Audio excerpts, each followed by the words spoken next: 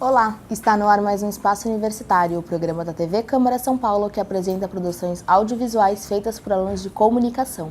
E o tema do documentário que vamos conferir agora me deixa muito preocupada, porque os dados são assustadores. De acordo com uma pesquisa da Datafolha divulgada no ano passado, cerca de 40% das mulheres de 16 a 24 anos já sofreu assédio sexual. O nome do trabalho é Carteira Assinada para o Assédio e foi produzido por uma jornalista da Unip. Roda aí. O assédio é quando um desconhecido olha pra mim com maldade. Assédio é as mulheres sempre ouvirem piadinhas machistas e os homens acharem que isso é normal, que isso é engraçado. Assédio é a desumanização do ser humano.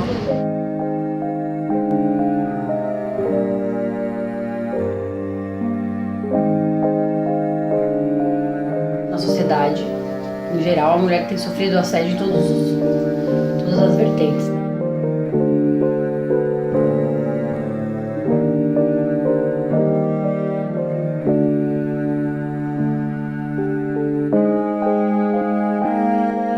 É fundamental que a gente transforme o nosso medo, a nossa indignação, a nossa dor em luta.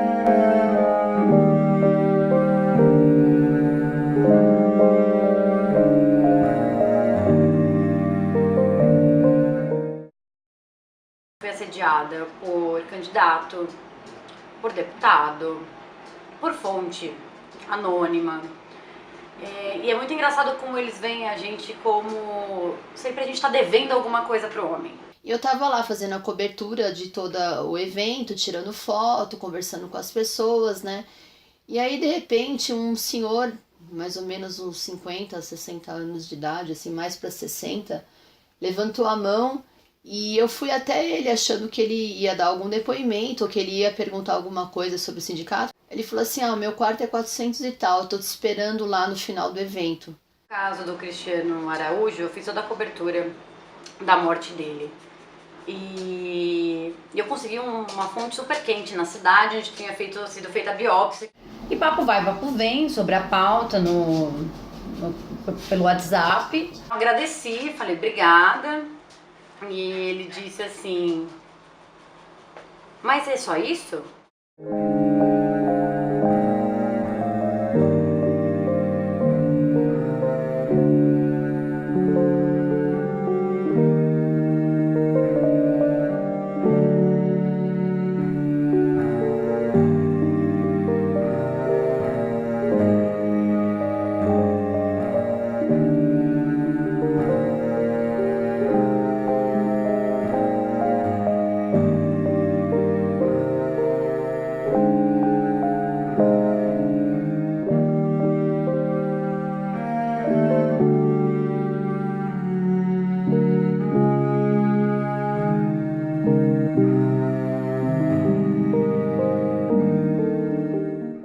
Foi um mês entre acontecer e a gente divulgar. Na segunda-feira seguinte eu fui trabalhar normal e foi quando os áudios da entrevista foram divulgados na TV.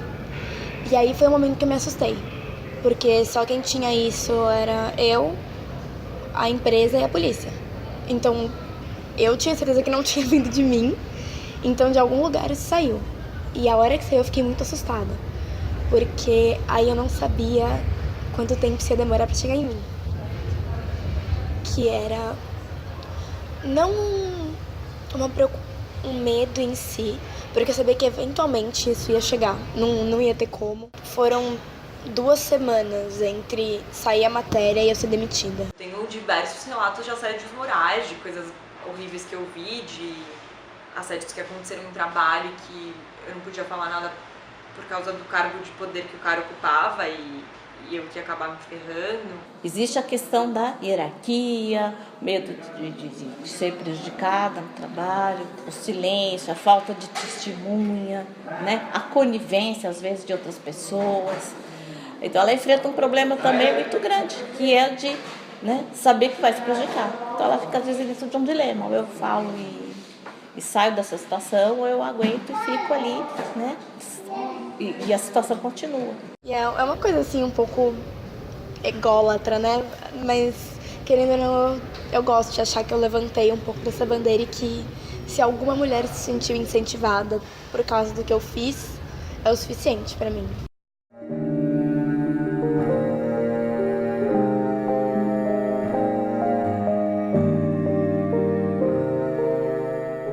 Então, quando eu cheguei na Infopreta, eu não tinha autoestima quanto profissional. Eu sempre falo que o racismo ele tem uma outra forma de acabar silenciando a gente. E a forma que ele tem é mutilar e fazer a gente se tornar uma pessoa mentalmente incapaz. Eu trançava cabelo, fazia bolo, fazia várias coisas, tudo para não ir pro mercado de trabalho. Tive esse problema em entrar em empresa e ser denominada a partir do primeiro contato. Pelo meu nome ter o Yano, que ele carrega um peso número 1, pelo fato dele ser japonês, as pessoas sempre relacionam Vanessa Yano a uma pessoa branca. Então, ao chegar e ver que a Vanessa Yano sou eu, sempre causava um choque. Fui trabalhar no cartório.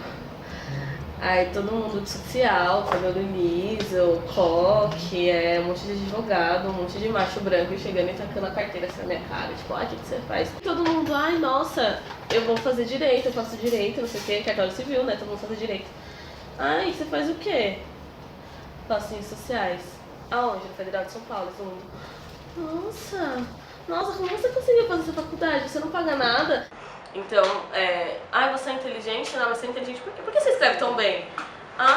Porque você faz na Universidade Federal. Então, tem que ficar tacando diploma na cara dos outros, sabe? Se você não tem um diploma, você é preto e trabalha, em qualquer lugar, você vai ser desvalorizado, seu trabalho não vai ser valorizado e vão te comparar a faxineira, sempre. E a partir de todas as experiências de entrevista que eu acabei tendo, que eu vi que eu teria que me automutilar ou alisar o cabelo ou outra coisa do gênero, eu comecei em contrapartida a cair para empregos muito abusivos, vou usar esse termo, que é a área do telemarketing, que é a única área que acaba aceitando a gente da forma que a gente é, então é uma grande massa.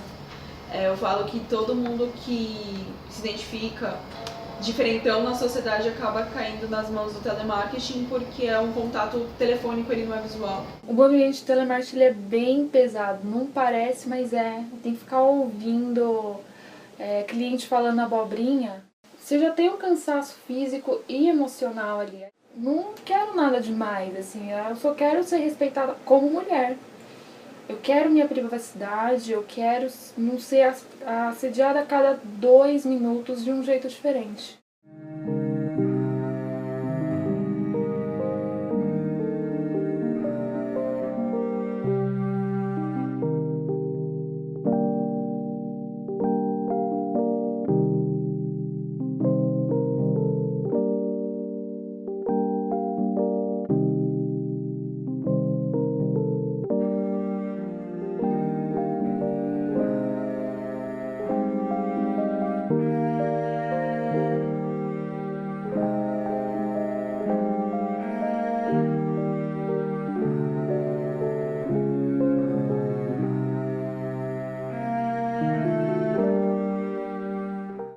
Nenhum eu precisei deixar meu lado feminino para incorporar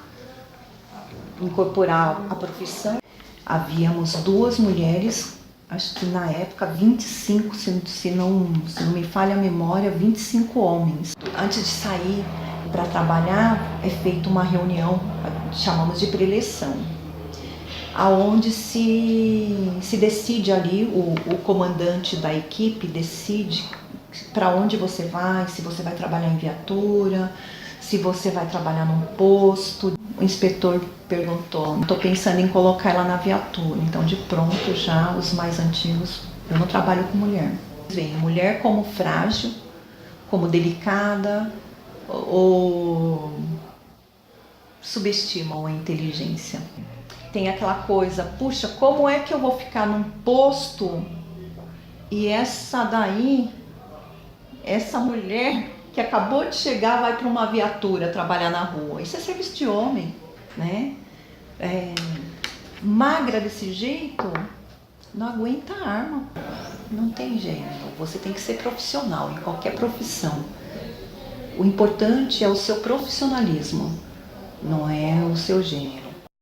Isso é produto de uma sociedade ainda muito machista, que que ainda tolera muito esse tipo de atitude dos homens, né? Deixando até a mulher confusa, se aquilo tá certo, se não tá, se é porque ele é homem, se ele pode, né? Às vezes ela fica confusa de saber se ela deve ou não tomar uma atitude ou não.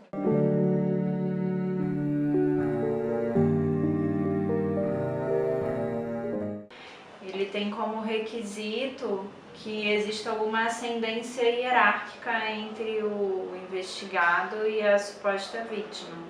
Então não é todo o assédio ocorrido no ambiente de trabalho que ele é tipificado como crime de assédio sexual. Então esse agressor, esse investigado, ele tem que ter o intuito de obter alguma vantagem ou favorecimento pessoal, e para isso ele tem que se prevalecer da condição de superior hierárquico da vítima. Se esses requisitos não estiverem preenchidos, não há que se falar em assédio sexual. As leis são machistas, são feitas por homens, para homens. Ponto.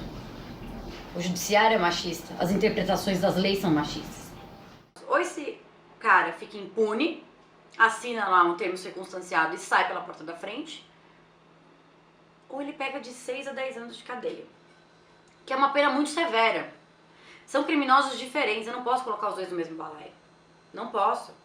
Isso fere o Estado Democrático de Direito. A gente tem a tendência de achar que criminalizar condutas resolve ou é uma forma eficaz de combater a conduta em si, e não é na prática, porque o sistema carcerário, ele é problemático e ele é feito para ser problemático. A gente se reuniu na semana que estourou o caso do assédio no ônibus, porque uma assessora parlamentar procurou a Defende, pedindo para a gente analisar em coletivo um projeto de lei que reuniria a questão penal numa alteração do Código Penal para incluir esse tipo de assédio. Então, uma das coisas que a gente pensou foi em aumentar varas especializadas, varas do judiciário, porque hoje em dia as varas de violência contra a mulher, elas são específicas para atender Maria da Penha, e na maioria das vezes só para atender questões envolvendo relacionamentos. Então é um marido, ex-marido, ex-namorado, pai, irmão,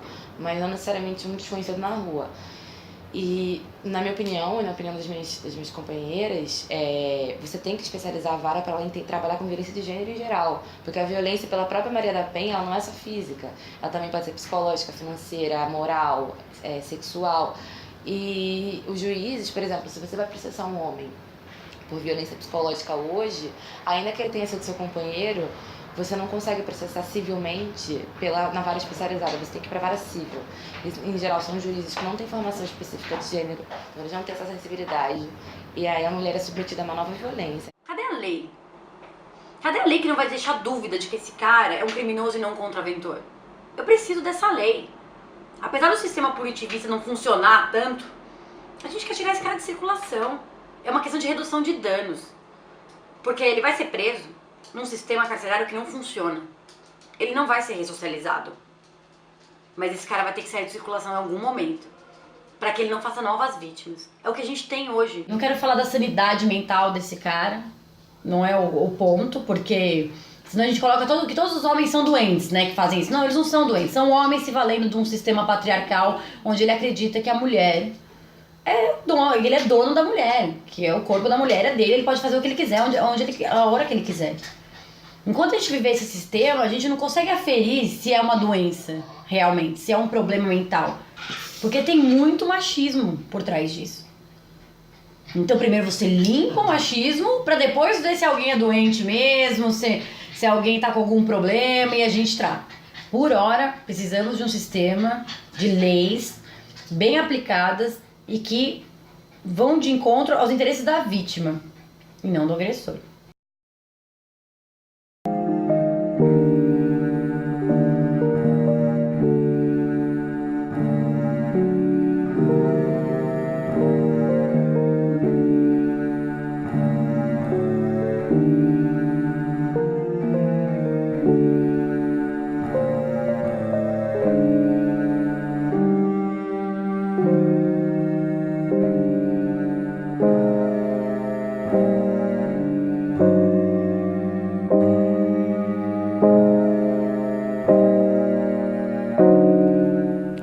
que precisa ser discutido, né? Com certeza, Marta. E para falar desse documentário, recebemos agora a jornalista formada pela Universidade Paulista Unip, Jaqueline Souza. Bem-vinda, Jaqueline. Bem-vinda. Obrigada. Por que você começou o documentário com mulheres falando que elas consideram assédio? Foi uma forma de reforçar a importância desse tema? Sim, eu escolhi começar o documentário dessa forma para mostrar que coisas que muitas pessoas ainda consideram pequenas e não levam a sério, na verdade já são assédio, né? Então, essas piadinhas machistas que a gente escuta, quando um cara não aceita um não, quando você diz, tudo isso já é um assédio, essa forçação de barra. Então, eu quis mostrar eu quis que elas falassem, para as pessoas percebessem que, isso está errado, não podemos continuar com isso, né? E as mulheres que foram entrevistadas na rua, você agendou previamente ou elas foram escolhidas aleatoriamente? Não, elas foram escolhidas aleatoriamente. Eu frequentei muitos encontros, atos contra assédio, tudo isso durante todo esse processo de gravação. E aí eu participei desses encontros e eu fui apresentando a proposta do documentário. E aí elas aceitaram na hora, porque elas também acham muito importante falar e elas ficavam até felizes de serem escolhidas de falar sobre isso, de ter uma voz, né? E aí foi aleatoriamente e foi isso. E quanto tempo você demorou para conseguir as entrevistas? Olha, as entrevistas em si eu não demorei muito, porque de uma fonte eu partia para outra, porque por ser um assunto que muitas mulheres querem falar e que está em alta, uma já conhecia a outra, pode entrevistar tal pessoa porque ela fala bem, ela gosta de militar sobre o assunto. Mas foi um período assim, acho que de uns 5 meses para realizar as entrevistas, mas não, assim, logo quando eu já passava a proposta e já conversava com elas já aceitavam e a gente já marcava o dia para gravar, então eu não tive muita dificuldade. E elas foram escolhidas uma foi puxando a outra mesmo? Isso, eu tinha uma listinha de pessoas que eu queria entrevistar, como fala sobre o assédio no ambiente de trabalho, eu fui dividindo pelos setores, pelos ambientes de trabalho mesmo, e aí eu fui buscando e deu tudo certo. Ai, que bom. E você entrevistou jornalistas que foram assediadas, né, no ambiente de trabalho. Sim. Como você avalia essa situação? Você também já sofreu assédio? Olha, eu ainda não, porque como eu ainda estou entrando na profissão, eu posso dizer que ainda não, mas a gente sempre escuta, né? Só pelo fato de ser mulher, em algum momento da nossa vida a gente já escutou alguma coisa que nos incomodou muito. Com certeza. Mas, assim, eu quis fazer esse documentário justamente por estar me formando em jornalismo. Então, quando eu vi todas aquelas notícias e esses dados aterrorizantes, eu pensei, eu preciso falar sobre isso, como mulher e como jornalista. E abordar esse tema, né?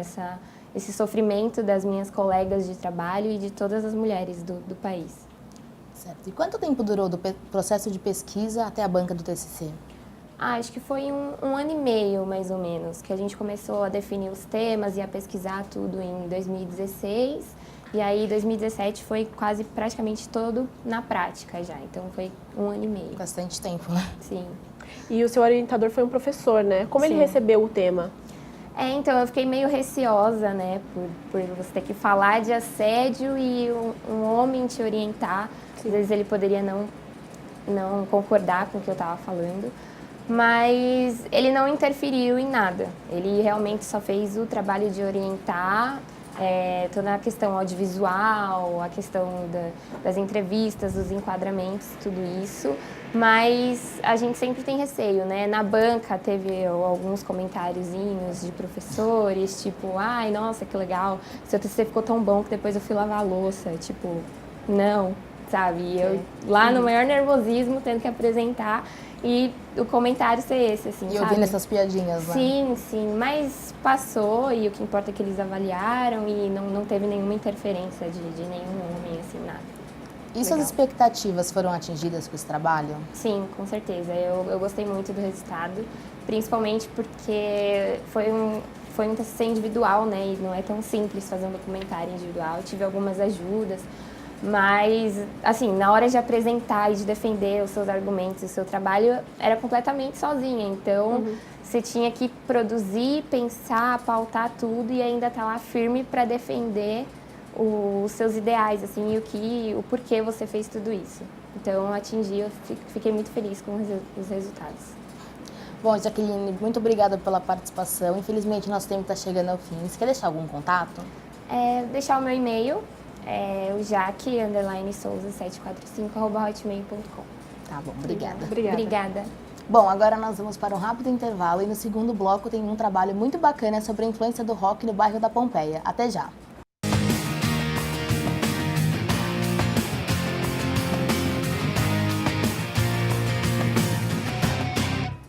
Estamos de volta com o Espaço Universitário e nesse bloco vamos apresentar um documentário de um jornalista da Universidade Mackenzie sobre as influências do rock no bairro da Pompeia.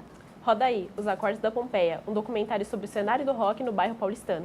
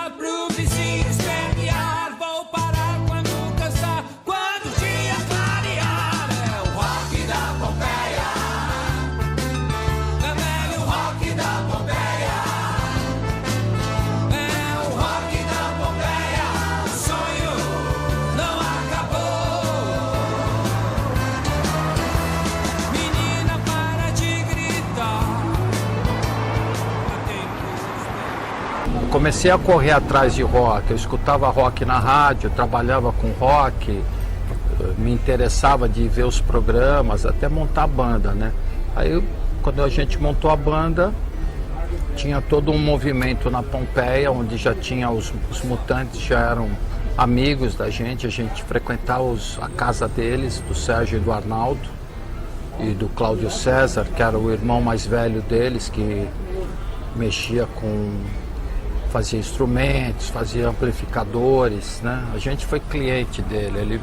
O primeiro amplificador que a gente comprou de guitarra foi ele que fez.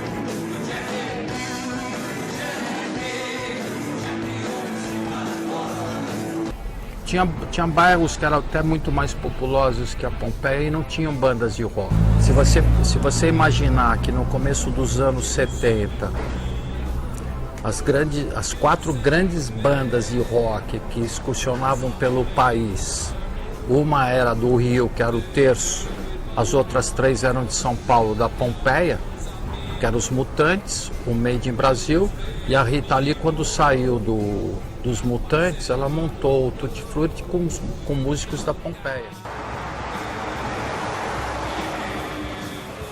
Pode ser que seja uma piração minha, vai ter gente que vai concordar, vai ter gente que não, mas eu imagino assim, que o universo todo funciona de uma forma harmônica no sentido das energias, assim. Eu acho que acontecem as afinidades, os locais e tal. Então acho que quando você começa a juntar algumas pessoas ou muitas pessoas com o mesmo propósito, com o mesmo direcionamento, acho que aquilo tudo começa a confluir para que aconteça a coisa, né?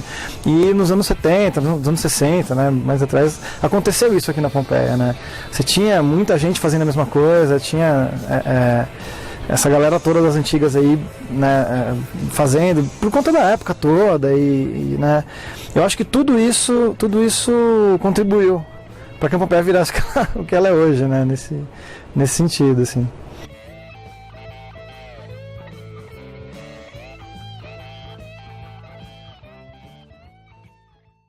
Somos a Matilha, tamo junto! Raça cachorro! Cachorro danado!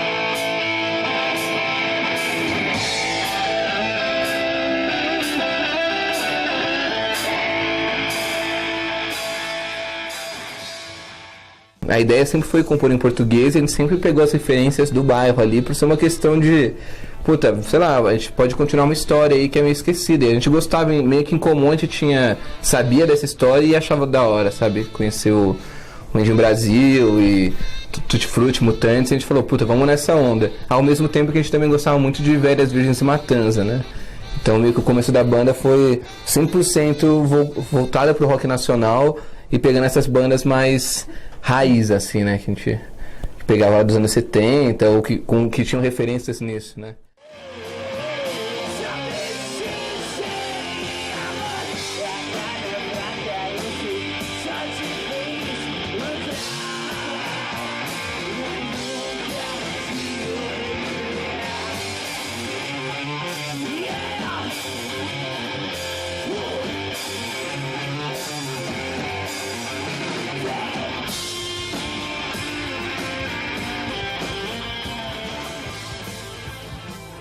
Então, nessa parada de ver o pessoal andando lá sempre no bairro, eu lembro que desde pequeno, meu pai sempre gostou de rock, ele falava que a Pompeia era a Liverpool brasileira, que tinha várias bandas rolando lá, que a Rita Lee começou lá, então assim, isso desde pequeno, isso ficava na minha cabeça, né? Aí eu lembro uma vez, quando eu fui com ele no show do Deep Purple, acho que foi o primeiro show da minha vida, eu tava lá com ele, aí passou o Carlinão todo naquele visu lá. Ele falou, esse aí é tipo o Jimmy Page brasileiro, pá, tava todo lá no visuzão. Falei, pode crer, vira e mexe, eu vi ele lá no bairro, passando e tal.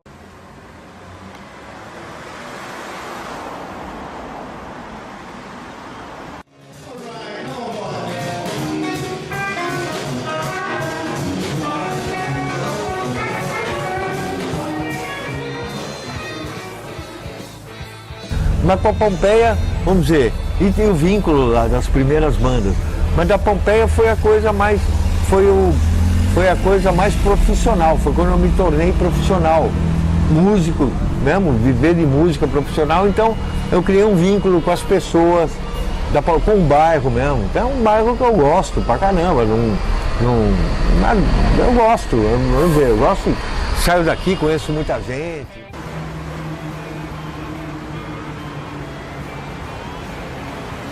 São ligações, são mensagens, são ensaios, você tem chance de estar com as pessoas, entendeu? Não só aqui, não só ali em cima do palco para tocar, para fazer o que a gente sabe fazer, né?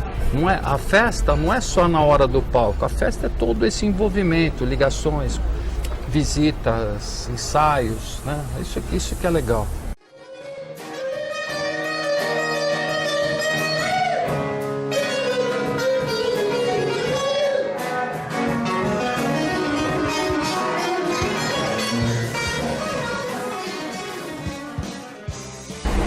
Eu diria que o lance da Pompeia, o rock da Pompeia, isso aí acabou. Talvez seja uma viagem minha, mas acabou criando até um sotaque musical no rock, eu estou falando. Não só no rock, mas, vamos dizer, você vai ter uma coisa da Pompeia, uma coisa que você pega aqui, como todo músico, né? O músico não é um cara que vai fazer aquela arte como toda arte. Você vai fazer aquela música e tal. Não, você é um cara inteiro fazendo aquilo lá.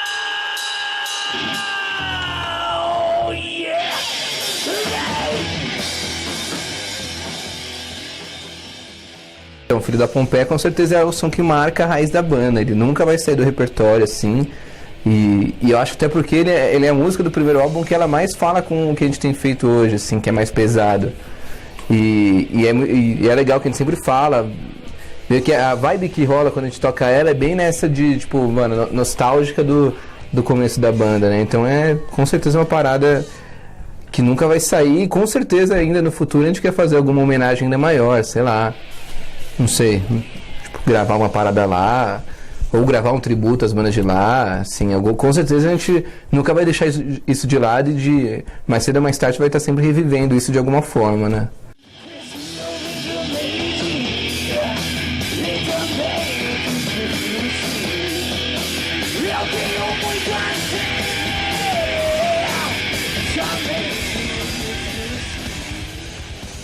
Sabe, era um batizado da Pompeia, cara. Você lê aquilo lá e fala, caralho, mano, você conseguiu jogar o conteúdo do que a gente tinha na época, 20 anos, tá ligado?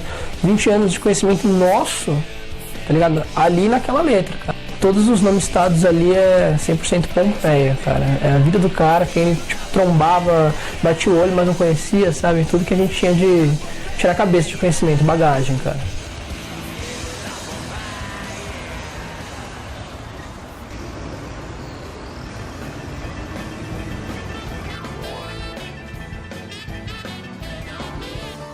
Eu adoro tocar aqui porque parece que eu estou na minha casa, né?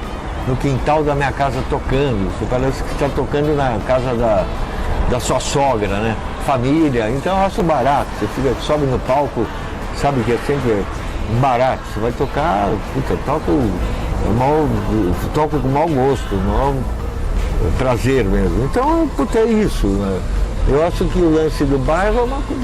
Você cria um vínculo naturalmente, né?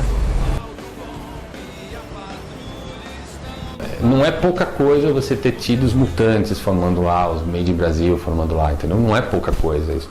E todas as grandes bandas que tiveram outras grandes bandas lá. Não é pouca coisa, tem que valorizar isso.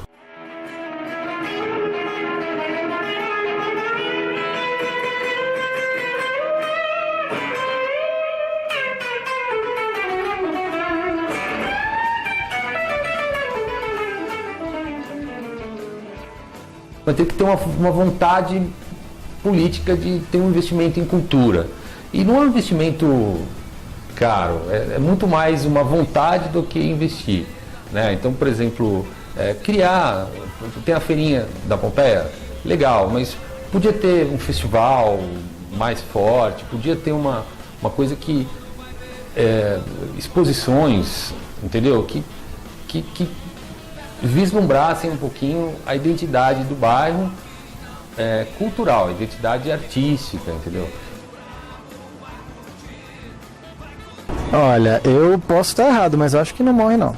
Eu acho que é uma história, né? É um fato histórico para o bairro, né? E se você anda pela Pompeia e conversa com as pessoas, mesmo assim, se você perguntar para qualquer pessoa assim na rua até, né? Você não precisa de repente procurar uma pessoa que esteja ligada a isso, mas se você perguntar isso para qualquer pessoa, todo mundo meio que sabe disso. Entendeu? E o pessoal se gaba disso, porque a galera da Pompeia é meio que nem a galera da Moca, que nem a galera do Bexiga, a gente é bem bairrista mesmo, assim, a gente é bem saudosista com relação a isso, então eu acho que isso acaba sendo um orgulho pra galera do bairro. Eu acho que não morre não, acho que isso daí vai se manter por um bom tempo ainda. Tem uma magia ali, tá ligado? Que não dá pra você entender. Vibe histórias do rock, né, mano? Se você não tem uma, velho, já começa errado, tá ligado? Tem que ter.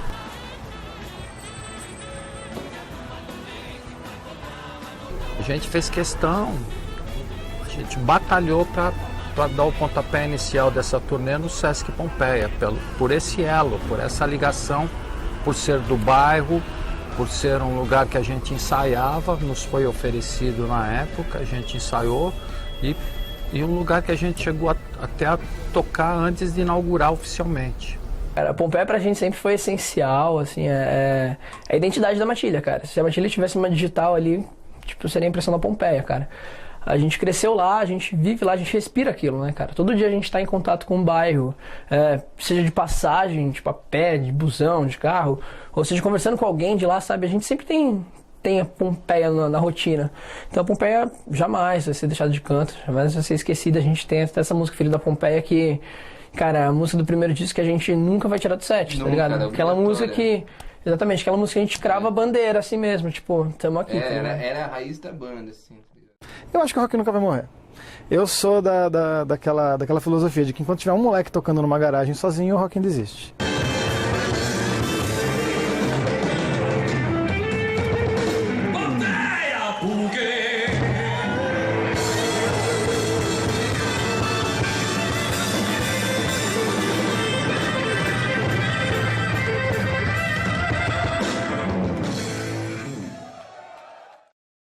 Eu lembro que levei muito papo no dólar furado, enrolando na esquina, esperando a menina chegar. Eu sei que pintava de tudo na Vila Pompeia, conhecida que era Liverpool brasileira. Hoje parece distante dos lances que a vida, sem nenhuma malícia, deixou escapar. Como se fosse notícia de uma antiga revista que a gente ainda procura encontrar.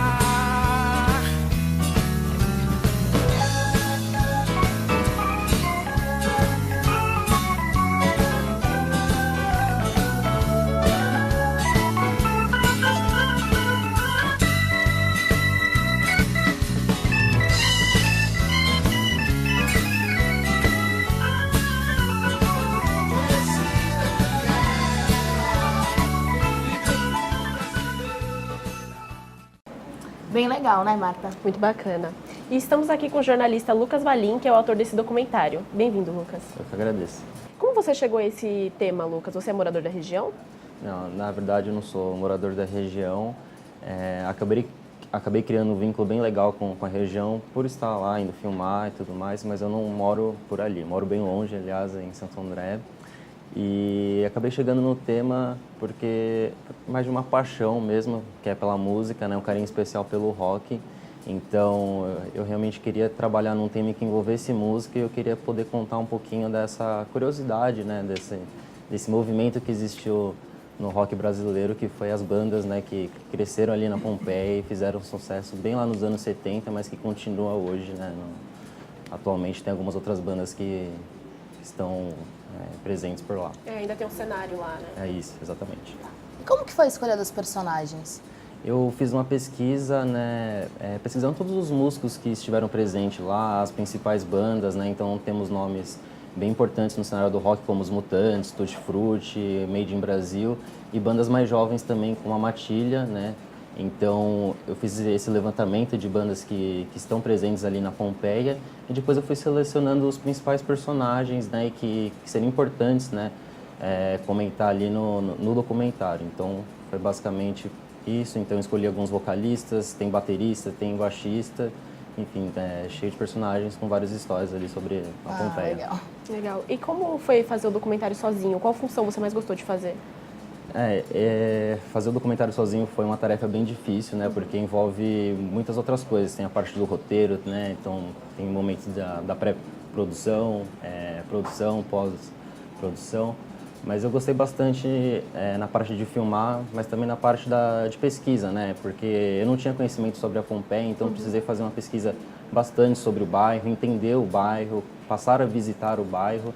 Então essa foi uma parte bem importante, né, do documentário, mas com certeza as entrevistas, a parte da edição, foi bem legal. Realmente você pegar todo o material ali, ver o resultado, ver onde cada entrevista se encaixa, foi um processo bem legal. O doc teve quase 16 minutos, né? Quanto tempo de material bruto você teve? Muito material. Tá tudo salvo lá comigo, mas... Quantas horas, mais ou menos?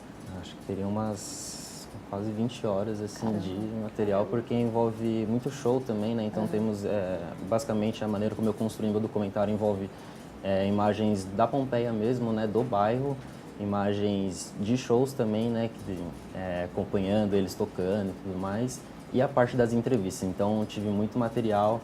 Então, nesse processo de edição, né, corta um pouco o coração você deixar muita coisa de fora, mas ao mesmo tempo você precisa pensar nas principais cenas, né, do que realmente o objetivo do documentário, né? Mas eu tenho muito material e gostaria até de fazer alguma coisa depois relacionada ao tema. E foi muito difícil escolher essas melhores partes? É bem difícil. Na verdade, eu segui o roteiro, né? Então, assim, é sempre bom ter bastante imagem de apoio ali, né? No caso de qualquer, né, empecilho ali, você ter alguma imagem reserva ali para poder inserir. Mas realmente é difícil de deixar algumas imagens de fora, mas as que foram selecionadas no documentário realmente acho que atendem ao objetivo e foram as mais legais, as que eu achei mais interessante assim para poder colocar lá. E a gente, além dessa que você falou, a gente sempre enfrenta várias dificuldades na hora de fazer um TCC, né? Quais foram as outras dificuldades que você teve? Tem a questão de fazer o TCC sozinho, assim, ainda mais tratando de uma produção audiovisual, porque existe a parte de roteiro, de filmar, de carregar o equipamento. Então, essa foi uma dificuldade. Conversar também com os personagens foi uma tarefa um pouco difícil, porque nem todos têm um acesso, nem todos têm também muito interesse de falar. Assim, é um tema que muitos músicos gostam, mas outros já não têm tanto interesse em comentar. Então, eu precisei fazer essa filtragem, assim, e foram alguns obstáculos que surgem, né, ao longo desse processo do TCC, mas, de modo geral, foi uma produção muito boa, tirando o fato, assim, de realmente fazer o TCC sozinho cansa e tal, mas quando a gente pensa no resultado final, ali, o objetivo, valeu a pena. É verdade. E o papo tá bem legal, mas a gente tá ficando sem tempo. Você quer deixar algum contato, Lucas? Podem procurar no Facebook, né? facebook.com/lucasvalim. Podem procurar por lá, mandar mensagens, enfim, à disposição. Legal, obrigada. Obrigada, Lucas. E se você, assim como a Jaqueline e o Lucas, querem vir apresentar o doc de vocês aqui na TV Câmara, é só mandar o link para o e-mail tv@câmara.sp.gov.br. O doc vai passar por uma avaliação e, se você for aprovado, entramos em contato. Boa sorte! E não esqueça de curtir a nossa página do Facebook, facebook.com/espacouniversitariosp. Até a próxima semana. Tchau, tchau. Tchau.